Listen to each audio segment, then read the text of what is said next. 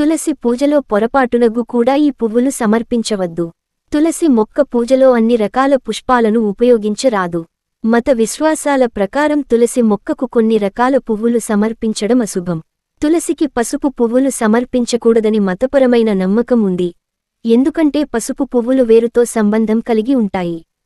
తులసి మొక్కకు బిల్వపత్రం, ఉమ్మెత్త పువ్వులను సమర్పించకూడదు. ఇలా చేయడం వల్ల లక్ష్మీదేవికి కోపం వస్తుంది. అమ్మవారి అనుగ్రహం లభించదు. వాడిపోయిన పువ్వులను ఏ దేవతకు సమర్పించకూడదు. తులసి ఒక పవిత్రమైన మొక్క కనుక తాజా పువ్వులను, వికసించిన పువ్వులను మాత్రమే సమర్పించాలి.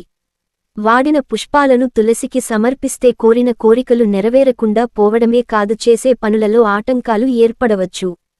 తులసికి ఎరుపు రంగు అంటే ఇష్టం. అందుకే ఎరుపు రంగు పూలను ఆమెకు సమర్పించాలి. దీనికోసం మందార, గులాబీ, కలువ పువ్వు వంటి ఎర్రటి పువ్వును సమర్పించవచ్చు.